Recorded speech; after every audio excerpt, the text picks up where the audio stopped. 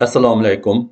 Anglayotganinglar Şinjan Xalq Nashriyati 2000-yili 1-oyda nashr qilgan roman Eli to'lqinlari. Avtori Abdurahmon Qahar. 2-qism 17-bob. Davomi.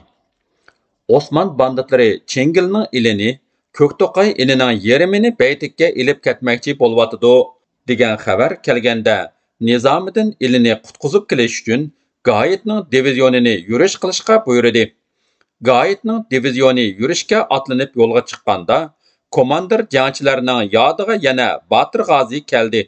Uning izsiz yo'qolib ketishi hammaning ichini ichishtiradi, yondiratdi. Lekin ba'zilarning farazlari qayg'uliq ko'ngillarni bezlaydi. Xatarlik payt kelganda chekinib ketgandi. Nalardido iziqib yuradigandu. Yordar bo'lgan yoki holsirab ketgan bo'lsa, kimlarningdo uyida xufiyona turayotgandu. Kim biladi, bir kuni xuddi osmondan tushgandekla oldimizda paydo bo'lib qolar. O'qlar ichida o'tayotgan umrda ko'p yodlanadiganlar oz bo'ladi.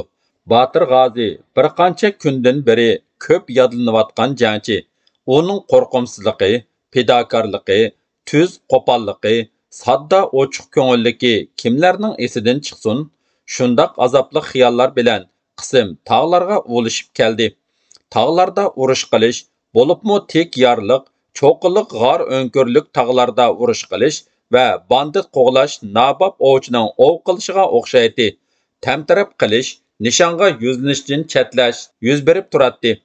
Qism yurish bilan Do'ngtining teg'iga kelganda, unmagan chig' tuvidan turalmagan to'shqon chiqdi degandek, o'ylamagan holda shaytonlar bilan uchrashib qoldi. Uchrashgandimi taraf-tarafdan shiddatli o'qqa tutishga duch kelib qoldi. Qism pitirab ketdi. Vang chung ovozlar, otlarning kishnashlari, tatatlagan o'q sadolari tog' ichini bir oldi. 4 eskadron 4 yoqqa, vozvotlar, go'rpilar, jangchilar qayoq aplik bo'lsa, shu yoqqa qochdi va u yerlardami o'q bilan qarshi elindi. Nurg'un jangchilar otlaridan ayrildi. Qism qora bosqandek tamtirash, o'diqish, andikish ilkida qoldi. Iliq qilaldingmi, Varisjon? Dedi Nadam udulidagi birer kilometr yiroqlikdagi tog' bag'rini ko'rsatib, qara, bandit degining qim-qim texi, o'zi shu yerda o'xshaydi. Xuddi bir odam yasab qo'ygandek yon bag'ridan o'sib chiqqan lampa tosh ostiga Nadam bilan Varisjon kirib olgan edi. Atrofimiz butunlay banditlar bilan to'lib ketibdi-da, dedi Varisjon vahimlanib. Bu yerdan saq chiqib ketish tez. Ko'rmagan yerning o'y cho'nquri to'la degandek tamtirab qoldik. Jiqirilib ketdik. Bosh ko'tarish qiyin. Ko'targidek odam qoldimi texi? Dastlabda shundoq bo'ladi. Mana bizmi bilimgan yerning ipini ilyapmiz-ku. Shu turqida biror vozvot bandit kelsin-chu, ikkimiz tankilanmamdik. Dukkurlagan, yengirgan ovozlar, toshqa tekkan o'qlardan changildigan sadolar uzluksiz ko'tarilib turadi. Qayerlardadir, "Ey, aldangan qarlılar, o't bu yoqqa, joyingni top" degan ovozlar arlab so'z anglanib turadi. Nadamning yuzidan ochiq kulimsirash jilvalansa, Varisjonning yuzidan birdam qizirish, birdam tatirish, titrash alomatlari ko'rinadi. "Yetiveramdiq, Varisjon. Kuzatib boqayli." Nadam o'milib lampa tosh ostidan chiqdi. "Avtomatimni ilvat, qurolsiz chiqqanimni qara." U bo'ynini so'zib yuqoriga qarayotdi. Allaqachon Nadamning avtomatini qo'lga ilib olgan Varisjon lampaning ostidan avtomatini uningga tanglashga ulgurgan edi. "Amdig'u qo'lga tushgansan, tuzimni yeb, tuzliqimga tukurgan iflos." Cho'chib, uningga qaragan Nadam dong qetib qoldi. Shu dam uning yodiga Rayhonning Varisjondan faqat bo'lish haqidagi bir necha qatimliq ogohlantirishlari keldi. Etishning oldida 4 ig'iz gap qilib olishni o'ylagan Varisjonning qo'llari titraydi. "Atmoqchimisan?" "Ataman. Yurkingning qinini ichman. Amdi Nizomiddinning bormi? O'zingdek malay g'oyiting bormi? Hiliqi nayniqing bormi? Qani, seni mening changilimdan qutuldirib boqsin-chu." Qattiq g'azabdan butun a'zoyi badani jaqildab titrab ketgan Nadam belidagi bulg'ari qapliq tapanchasiga qo'l uzatishni unutgan. Shu turqida qo'l uzatishmi mumkin emas edi. "Ot!" dedi Nadam qahri bilan. "Meni etib o'zingni oshkorlig'ining 1000 martaba yaxshi. Siningdek munofiqning oramizda turaverishi qismga zo'r baloyi ofat. Ot!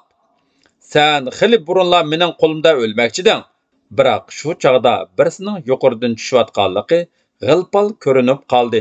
Varisjonning o'pkisi og'ziga tiqildi-da, keyniga bir necha qadam dojib, avtomatning kurchkini bosdi va tuvanga tushib ketdi. Yetib kelgan Rayhon edi. Qo'liga mursiga o'q tegib yotgan Nodamni ko'rib, uning o'ngsuli o'chdi. Nodam, "Bo'ling, qo'g'lang, meni Varisjon otdi." "Ha? Tiz bo'ling, tuvanlab ketdi. To'xtang, tingib o'tay. Menga qarmang, banditlarga sir beradigan bo'ldi. Qo'g'lang, etib tashlang." Rayhon doktorlik sumkasini Nodamning oldiga tashladi-da, tuvanga o'qdek uchib tushib ketdi. Uning qo'y ko'zlari o'tdek yongan yuziga, yeyilib ketgan chochlari lapildaydi. Varisjonning orchilar orasida bir keyniga, bir oldiga qarab qechib ketib borganligi ko'rinadi. Butun g'azablari putiga saqidimi, uning qadamlari yerga tegmay degidek besiladi. U borgan-sari yiqillab bormoqda edi. 150 metrdek oraliq qolganda Varisjon o'zini qo'g'lab kelayotgan Rayhon ekanligini tonidi. Naynoq o'cholmoqchi, iliqi g'ilpal ko'ringan mush ekanda, shundoq yerda yana shu rasvo paydo bo'ladi, deb o'yladi-da, tog' bag'rida yeyilib ko'kirib turgan orchilar orasiga mukchaydi. Rayhon uning harakatini sezib, yo'g'on toshni o'ziga dalda qilib turib, Varisjon yo'shiringan yerga avtomatidan tarasiltib o'q uzdi. "Voyjon!" shu ovoz bilan tangla, Varisjon tuvanga mo'lloq etib ketdi va uning bilan billa tosh parchalarimi sharaqlab do'milashqa boshladi. Rayhon o'zini otdi. Keynidan tekkan 3 pay o'q uning tizini chiqayotgan edi. U do'milab to'g'risiga turib qolgan yo'g'on toshqa terilib to'xtab qilishiga ko'zlaridan g'azab o'tlarini chachirtib, Rayhon yetib keldi. "Ko'tar qo'lingni!" Beshidan tartib oyog'igacha og'riq kirib ketgan Varisjon nima qilarini bilmay, andikib qo'lini ko'tardi. Biroq ikki qo'lini shundoq tiz ko'tarayotganligiga darrov pushaymon qildi. Qo'lidan avtomat ajrab ketgan bilan belida 7 o'qliq tapanchasi batlaylik edi. "Iflos xoin, sening qora ko'ngillikingni men burunla bilgan. Aniqki, menimi otgan sen. Sening tarixing iflos tarix, xoinlik tarix, sharmanda tarix." Titrab chiroyda qon qolmagan, ko'zlaridan mo'ldirlab yosh qo'yilayotgan Varisjon qizga yolvorishga boshladi. "Sadg'on ketay, Xudo haqqi, ota-onalarimiz haqqi, Rayhonoy, men nomimni og'zingga olma, meni eridimken demsan, sen uchun mangu qishivirganman. Rayhonoy, rahmi qiling, sen kimga rahmi qilgan? Qotil!" Varisjon qizdan rahmi shafqat tilavatgan bo'lsa-mu, bir qo'lni tushirib olib, beledagi tapanchasining qipini ichivatadi. "Tart qo'lingni!" U tapanchasini sug'urib olishiga Rayhon avtomatini qo'yivatdi. 7 tal o'q Varisjonning maydasiga patdi. Rayhon keyniga burilib mingishiga janub tarafdagi tor jirodan Abduqodir chiqib keldi. U pitrab qechib qismdan ayrilib qolgan edi. "Hozirgi avtomatni siz otdingizmi?" "Ha, men otdim. Varisjonga o'lim jazosi berdim." "Varisjonga? U xoin. Nodamni etib qochganda keyindan qo'g'lab kelib etivatdim." Rayhonning chiroyi tatirib ketgan edi. "Nodamni? U o'ldi?" "Yo'q." Ittik javob berdi qiz. "Yordar, avu egizlikda yetib qolgan. Ittik mayli", dedi Abduqodir. "Mening keynimda banditlar bor." Rost degandek, uning keynidan bir qancha banditning o'rlab chiqayotganligi ko'rindi. "Siz tizming, men oldin turay." Rayhon o'milib yugurib qo'yuq archizorlikning ichiga kirib ketdi. Abduqodir toshning keyniga o'tib, banditlarning oldiga chiqib kelishini kutib turdi. Otliq 4 bandit taraslab jirodin chiqib keldi. U avtomatini tatatlatib atdi. Ikkisi yiqilib, ikkisi keyniga burilib qechib, jiroga tushib ketdi. Abduqodirmi yugurib, yan bag'rida o'milib ketib baragan Rayhonga yetishib oldi. Rayhon oyoqlarini tez yo'tkab, chaqqonlik bilan o'riga chiqib ketib baratdi. Nodamning nima bo'lganligi uni oldiratmoqda edi. Yuragi odatdan tashqari qattiq uratdi. U xilidan beri o'riga chiqib, pastga tushib, charchab ketdi, lekin charchaganligini bilmas edi. Mana mushu yerda yetib qolgan, yo'q-ku? Rayhonning ko'zidagi parishonlik alam bilan uchqun dedi. U yerda to'kilgan va toshlarga chachirgan qon tog'laridan boshqa hech narsa yo'q edi. Qismni izlab ketgandu. Yo'q, qismni izlagudek holi yo'q edi. Banditlar kelib qolgan bo'lsa, qizning o'pkisi o'rilib, so'zining oxirini aytolmadi. Ig'ir qisma ruhiy kayfiyatda qolgan Abduqodir qizni umidlantirib mundoq dedi: "Biznikilar elib ketgan bo'lishi mumkin. Qism qayoqdadir? Bayqayli." Ular o'z qismining qayoqda ekanligini bayqash uchun daldiliq yerda turib, o'z ovozlarini diqqat bilan anglashga boshladi. Birdamdan keyinla Rayhonning xiyoli Nodamga yo'tkaldi. Agar banditlar elib ketgan bo'lsa, saq qolmaydiganligini, chunki Nodamning hargiz tez bitmaydiganligini u yaxshi bilardi. Rayhon o'zini yakka yegona, bechora, baxtsiz his qilishga boshladi. U o'zini tutib olishni shuncha o'ylasimi, tunji muhabbatining azobi ko'z chanoqlariga sonsizlagan yosh tomchilarini tizmoqda edi. Abduqodir bo'lsa kichik xotira daftarini tiziga qo'yib olib, jo'shqin misralarni yozmoqda edi. Vafosiz badniyatlarga ajallik o't ochdik biz, uzun yil elni qaqshatgan qavonlarga to'p atdik biz. Oyoq ostidan yov chiqsa ziyoni bak bo'lurkan zo'r, qism qayda va biz qayda ajab tingirqab qoldik biz. Lekin ayon hamon bizga quyun tug' yiqitolmaydi. Shu tarix yo'lini bo'ylab shon shuhrat birlik keldik biz. O'zingni chog'lamay mal'un. Bayqavitamsiz, dedi Rayhon yoshlarini ertib. Biznikilarning o'qlari sharq tarafdan kelyotidi. Muni oldimizdagi tog'dan eshib tushsakla tepib ilishimiz mumkin. Ikkisi sharqqa yuzlanib mandi. Abduqodirning qolgan misralari ko'nglida qoldi.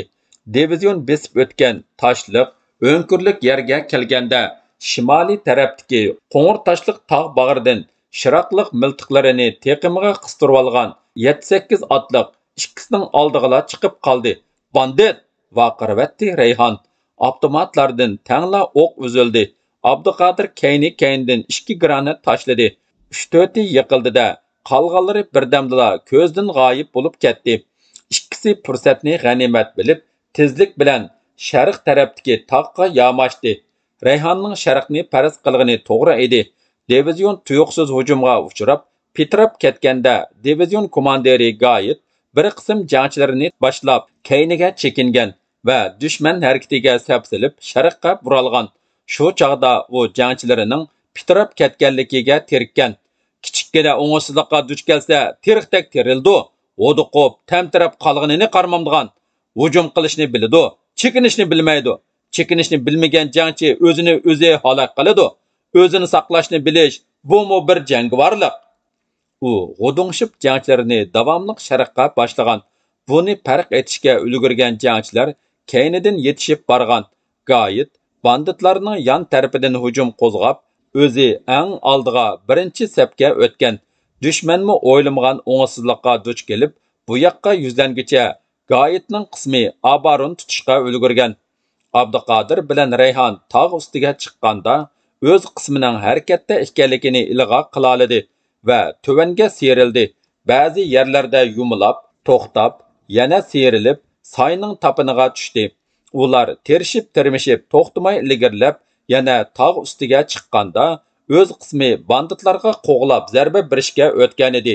Lekin Nodamdan darak yo'q. 18-bob. Batir G'ozi o'zining qanchalik azoblanganligini bilardi. U oxirgi qitim so'z bilan elishib, banditlarning yurak bag'rini zida qilishni o'ylab, o'zini etivlashdan yaltaygan. U qancha qitim so'roq qilindi. Yemigan tayiqimi qolmadi. Badanlarining saq yerimi qolmadi. Faqat o'ng mang'izidagi qamcha izini hisobga olmaganda, yuzila saq turibdi. Ehtimol Osman so'roq jarayonida uni o'ltirib qo'ymaslikni topilgan bo'lsa kerak. Mana bugun u o'zi so'roq qilishga keldi. Batir G'ozimi uni shunchalik kutgan edi. Osman tutqunlarning putqolini bog'lab, so'roq qilishni yomon ko'ratdi.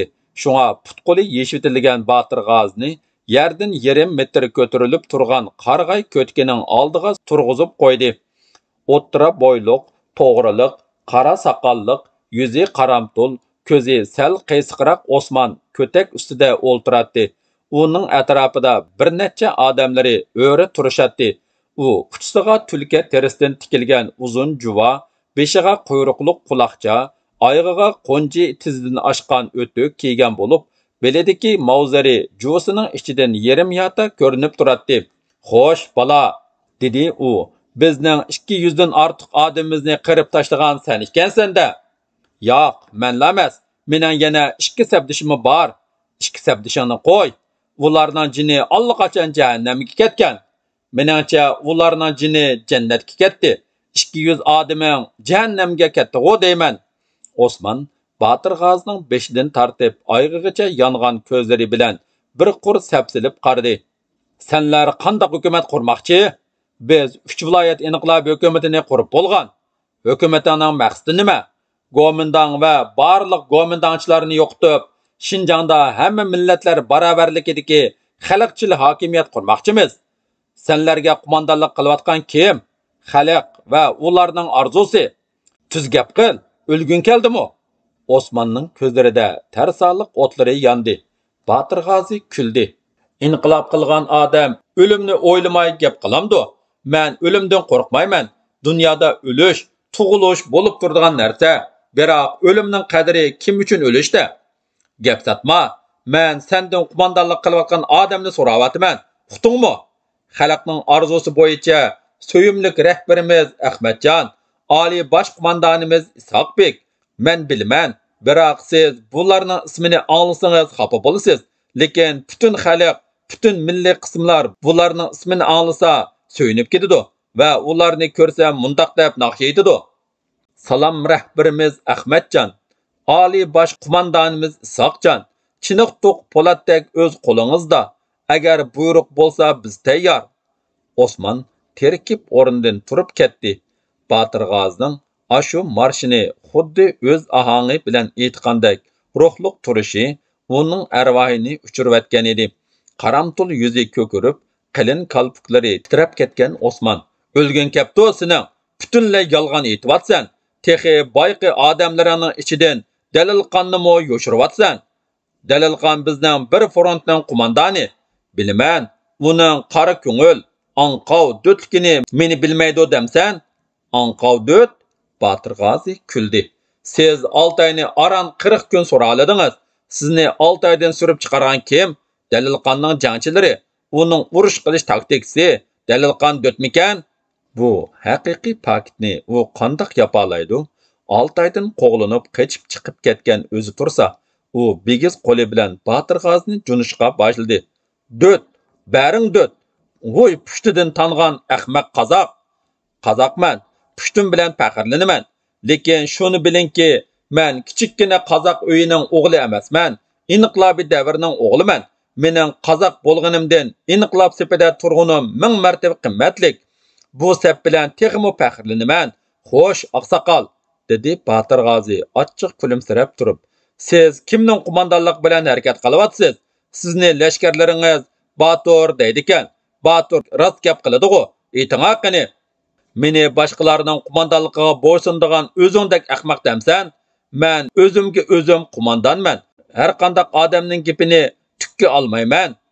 Botir G'ozi ko'ngliga putgan gaplarini amdi aytish fursatiga ega bo'ldi. "Botir odam yolg'on aytsa uyat bo'ladi, oqsoqol", dedi Botir G'ozi uningga qadilib. "Sizga Gomindanning o'z tilingiz bilan aytgan Jang Baturning Amerikaning Urumchidagi konsuli Makinanning qo'mondonlik qilgani yolg'onmi?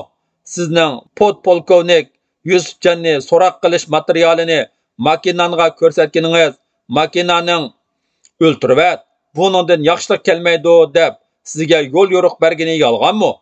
Ana, avu bag'laqliq Chinxay etini Guchingdan otliq diviziyaning sizga sovg'a qilgani, uchingizdagi munu esil juvini, belingizdagi mavu 20 o'qliq Mavzirni diviziya komandiri sovg'a qilgani yolg'onmi?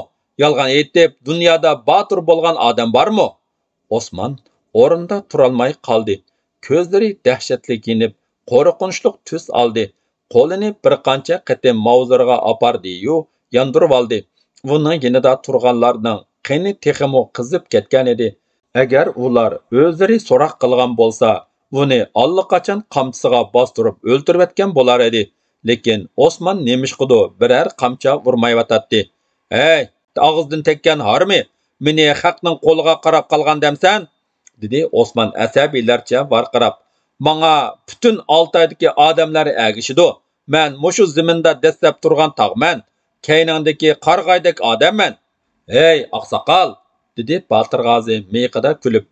"Cho'l bo'ronlarida qamg'oqdek domlab yurgan odam o'ziga qandoqmi xalqni agashtiralisin? Zo'rliq, majburlash, bo'ldirib qolgan ot bilan safarga chiqishga o'xshaydi. U hamon yo'lda qoladi." Osman tishini tishiga besib turib, oxirgi savolini so'radi. "Senlarga qurol berayotgan kim? Go'mindan? Jindi? Isming bormi sening? Men nimani so'rayapman? Bilayapman. Biroq sizga tushuntirib qo'yishga to'g'ri keldi. Dastlabda biz Go'mindandan 7 mashina qurolni qo'lga tushirdik. Lekin bu tavrab ketgan xalqqa yetishmadi. Jo'ylama." Botir G'ozi to'xtamay so'zlab ketdi. "Oltoydagi general Van taslim bo'lganda qanchalik qurol yarog'ni qo'lga tushirganimizni bilmas bo'lvoldingizmi? Ashu asarlarni Tarbag'dagi yalab aparg'ucha sizning lashkarlaringizning ularning kiyim-kechaklarini, og'zidagi oltin tishlarni, qo'llaridagi soatlarni bulab olganligini bilarsiz? To'xta! Shexuda, Jingda qanchalik qurollarni, zambiraklarni, tanklarni qo'lga tushirganimizni bilmamsiz? Texi G'ulja aerodromidagi aeroplanlarchu? To'xta! Maytag'dan, Durbiljindan, Oltoydan qanchalik Go'mindan qismlarining to'liq quroli bilan qo'zg'olon ko'tarib biz tarafga o'tganligini bilmamsiz? To'xta! Ur og'ziga!" Qamchining zaharlik tili uning og'ziga taras qilib tegdi-da, kalpuki yerildi. Qabbos muftining soqollari titrab ketdi.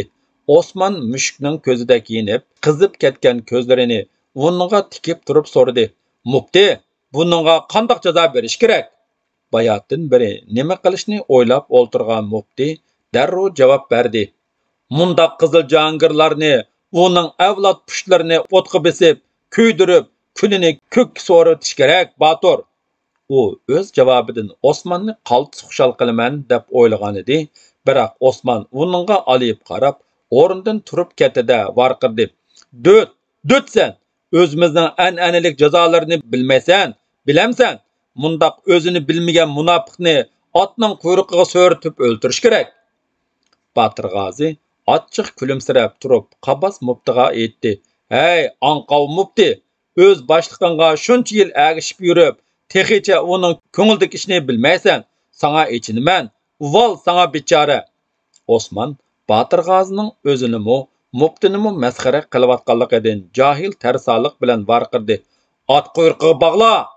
Hozir bo'lgan ikki bandit yugurib ketdi. Osman qamchisi bilan uni bir nechini urvatdi. Qamcha izlari laza suyuz quygandek ichishib, og'rib ketsimi u voy debmi qo'ymay mardona turatdi va u oxirgi so'zlarini xuddi tapanchining o'qidek taraslatib otdi. "Bilib qo'yginki, oqsoqol, tarix sana allaqachon hukm ato qilgan. Sana ikki yo'l bor, amal yo'qki. Har ikkisi o'lim yo'li. Biri sen o'zini hozirla Go'mindanning quchqiga atsan, kechikib yo'q qilinasan, biroq nomardlik bilan o'lgan bo'lsan. Yana biri bizga qarshi otlanib chiqqan ekansan, biz bilan oxirgacha ilishib, o'lguning tuzuk, undaqda burunroq o'lasan, lekin har holda mardlik bilan o'lgan bo'lasan. Qaysini ma'qul ko'rsan? Qani, o'zing tanla." Bu gap Osmonning jon-jindan o'tib ketdi va tari turildi-da, buyruqidan yaltiyib, quyruqiga chigish uchun ilib kelgan otqimu qarmay, Botir G'ozini mavziri bilan etivatdi. Neridagi yog'och uyning yo'chiqlaridan uni butunlay oshkora ko'rib turgan yana bir tutqun vaqirvatdi. "Iflos qotillar! Ah, Botir G'ozi!" Qarg'ayning yinida qilin kirpiklari, ko'zini yerim yopgan, yuzi oppoq, burni eqib tushgandek chiroyli go'zal qozoq yigiti Botir G'ozi o'ngdisiga yotadi. Qarag'ay shoxlari orasidan tushgan quyosh nurlari uning yuzlarida o'ynaydi. Tog' shamollari peshonasiga yeyilgan sochlarini siylab, yelpib o'tmoqda edi. Osman uningga tikilib uzoq qaradi va beshini ling'ishtib turib o'z-o'ziga so'zladi. "Kilishgan yigit ekan. Amal yo'q, o'ziga o'zi o'lim buyurdi.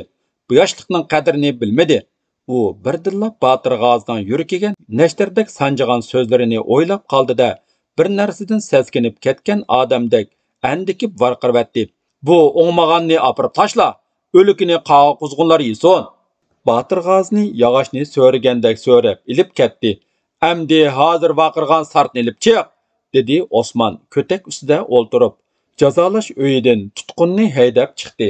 Jazolash uyining atrofida aylanib yurgan bug'doy o'nglik, do'ptuglik qora ko'zlik, o'ngsili o'chgan kichik bir bola tutqunni ko'rib turgan o'rnida turibla qoldi. Uning ko'z chanoqlari liq yosh edi. Tutqun bolaga bir qarab qo'ydi-da, o'tib ketdi va ko'tak ustida o'ltirgan Osmonning oldiga kelib to'xtadi. Osman ig'ir xiyoldan beshini ko'tarib uningga qaradi. "Menga bosh egamsan yoki senmi avuningga o'xshash o'limga mangamsan?" deb so'radi Osman. "Gap qil, kekashdak tursan-ku." "Bosh egish?" Achchiq kuldi tutqun. "Albatta o'limga mangaman." Uning ovozi mardona edi va Osmonga qarmay so'zlaydi. Osman uning beshidan tortib ta oyog'igacha to'nuqsiz darajada ishib ko'kirib ketgan yuzlariga, yo'l bo'lib titilgan badallariga, quloq cho'rlaridan tomchilab tushayotgan qonlariga, yosh yuqi ko'zlariga qardi-da, beshini ig'ir holda ling'ishtirib turib mundoq dedi: "Sening shuncha qiynashga chidab, sir bermigining oxirisini o'limga ilib bordi. Yosh ekansan, xayr, lekin bizdan ranjima yigit. Yig'lig'ining amdi bekor. Men sening qiynashlaringga yig'ilganim yo'q. O'zimning o'limga mang'inimga yig'ilganim yo'q. Faqat jangovar sabdishimning beajal etlig'iniga yig'ladim. Bo'ra yirtqich hayvon. Lekin sen uning bolsini etib baqqina, u qandoq yig'laydi ekan? Men odamman-da. Odamda ichinish, alam tuyg'ulari bo'lmamdi. İnsanda do'stga mehr muhabbat, dushmanga g'azab nafrat bo'lmasa, uni qandoqmi odam degili bo'lsin? So'zing o'rinliq yigit, dedi Osman va atrofda turganlarga koyib yana mundoq dedi: "Ko'rdinglarmi? Qo'lingga qurol olsang, mana mushundoq jangchi bo'l, bo'lmasa yo'q bo'l. Bir eg'iz sir bermay, bari o'limga ketib boradi. Bular qandoq asir? Bizninkilar qandoq asir? Bizning bari serimizni etib bo'lgan, bari o'limdan qo'rqidi, bari to'q yurak. Shuning uchun tog'mi tog', cho'lmi cho'l qechib, pitirab yurishsan, ay yigit", dedi Osman tutqunga. "Bizga aytadigan oxirgi so'zing bormi?" "Bor", dedi tutqun qo'shomisni to'rib. "Meni tezroq atqizib et." "Yaraysan, mana bumo bir mardlik. Xo'sh, bola, bayqisi Botir G'ozi degan qozoq edi. Sen sartning eti nima? Mening etim nodam. Nasir degan umr bo'yi adolatsizlikka bo'y bermagan batroqning bolasiman. Yaraysan, bayqi ikkingning nomi mening qo'shunim ichidami yashaydi?" U nodamga miltiqini tanglab turgan lashkariga buyruq qildi. "Bor, ot, ashu qirg'a opirib ot, soyning topiniga tushib ketsin. O'likini qog' quzg'unlari yeb ketguncha eqib ketsin." Nodamni soyning qirg'a opardi-da otdi.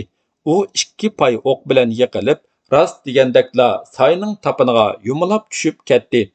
Xuddi osmondan tushgandekla soyning qirida paydo bo'lgan 13-14 yoshlar chamisidagi bir bola qon tomgan izni bo'ylab tövanga tushishga boshladi. U mu domlab degidek soyning tapiniga tushdi-da, asirib atrofiga qaradi. U suvning tövan eqimida to'lqinlanib eqayotgan tog' suyida bayqi etligan odamning eqib ketib borganligini ko'rib qoldi. U uchqandek yugurib, uningga tez yetishib oldi. Qo'liga tayoq ilib suvga tushdi. Uning tiziga kelgan suvning eqimi tez edi. U suv ichida tayoqqa taynib yurib, lakaslab qolgan nodamni suvdan suzib oldi-da, qashqa ilib chiqdi. Bola tezlik bilan uning beshini tövan qilib saqitgan edi. Og'zi burundan bulduqlab suv yandi. Uni o'ngsiga yotqizib, bu yoqqa eg'itdi. Qo'llarini bir u yoqqa, bir bu yoqqa tashlab, xili uzoq harakatlantirdi. Ondan putini egiz ko'tarib, pukib, yana harakatlantirmoqchi bo'lgan edi. "Voy" degan ovoz chiqdi. Shu chog'dala bolaning ko'zidagi parishonlik yutib, yuziga tabassum yugurdi. Bola amdi uning o'q tekkan yeriga sap soldi. Birinchi o'q mura so'nkining ostidan kirib, tog'iqning yuqori tarafini teshib o'tgan. Ikkinchi o'q tizining tövənidagi bo'ljun go'shtni teshib ketgan edi. o'q tekkan yerdan texichla qon sus eqib turadi. Bala ko'nglikining oldi peshini jartliq qilib yirtdi. Shu chog'da yaridor nursiz ko'zlarini kuch bilan ichib, ko'nglikining bir partisini tutib turgan kichik balani ko'rdi va uni qayerdadir bir yerda ko'rgandek qildi. Oxiri o'zini etishga ilib ketib borganda g'ilpal ko'rib qolganligini esiga oldi. Avval kiyimimni yechayli, dedi u zaif ovozda hushiga kelgandan keyin. Bala uning o'q tekkan yerini tingib bo'lgandan keyin u mundoq dedi: "Qani Azmat, bir yerga tez mukinayli. Ko'p kunduzi mundoq ochiqchilikda yetish xatarlik." Bala soyning yuqori tarafida bir o'nkirning borligini bilatdi. U yordorning qo'liga tayoq tutqizib, ondan uni yo'ladi. U bir qo'li bilan balaning mursiga tayinib, ikkinchi qo'lidagi tayoqni yerga tirab turib, qadamini yo'tkidi. Ular suv yoqsidagi chatqalliqlar orasidan yurishga boshladi. U har bir qadamini avaylab, ehtiyotlik bilan bosatdi. Alohizal 300 metrdek orliqni bosgandan keyin chatqalliqqa ilinib qolgan bir juva uchrab qoldi. "Mana ko'rdingmi?" dedi u balaga. "Bizga buni osmondan farishta tashlab berdi." Bala xushalligida ishtik berib juvani oldida u yoq bu yoqiga qaradi. Juvining bir yangi, bir peshining yerimi yo'q edi. Yanchuqidan nasval silingan bir kichik botlika chiqdi. Ular ig'ir chamdab safarini davom qildi. Uning mana amdila balaning kim ekanligini, nima uchun o'ziga xayrxohlik qilayotganligini bilgisi keladi. "Mening yo'l boshlag'uchim, amdi tanishayli. Ismi nima?" dedi u balaga qarab. "Tavqish. Mening ismim Nodam. Kimning bolasisan?" "Mo'ldag'alning. Dadang nerda?" Dadamni ular etivatgan." Nodam hayron bo'lib so'radi. "Kim etivatgan?" "Sizni qiynagan banditlar." Mundaqda. Banditlar qaysi kuni sizlarning bir odaminglarni tutib olib, bog'lab akeldi. Sizdan so'ragan savollarni uningdanmi so'radi. U faqat so'zlamadi. Javob ololmagandan keyin to'mirni qip-qizil qizitib, mening dadamga uning ko'ksiga bos dedi. "Dadam banditlar orasidamidi?" deb balaning so'zini bo'lib so'radi Nodam. "Dadamni askar bo'lmasang etivitimiz deb majburiy askarlikka ilib olgan. Osmonning askarlarining ko'pi miltiqdan qo'rqib qo'shilganlar. Dadam qizigan to'mirni bisishga unimaganda boshliq tapanchasi bilan dadamni etivatdi." Balaning ko'z chanoqlariga to'lgan yoshlari tomchilashga boshladi. "Bo'ldi, ko'nglingni buzma, inim. Dadangning o'limi yomon o'lim emaskan. Odamlarni qiynab yashag'ucha", dedi Tavqish ko'z yoshlarini yengi bilan surtib. "O'lgan yaxshi emasmi, Nodam og'a?" Bu kichikkina balaning so'zlaridan Nodam qattiq ta'sirlandi va uning yodiga Ahmadjon Qosimiy aytgan munu so'z keldi. "Odam urush, qiynash, butun vahshiylik, haqorat qilish, yerim vahshiylik." Bu vahshiy qora ko'ngil odamlarning munosabatidan chiqarilgan xulosa. Bu xulosani mushu kichikkina balamo tushungan. Tavqish Nodamning nazarida barg'ansiri ulg'uyib, hurmatlik, aqlliq bir odamga aylanishga boshladi. Shuningdan keyin ikkisi jimjitlikqa cho'kib, asta mandi. Havoning sovuqligimi, yo'l azobimi unutilmoqda edi. Davomi bor.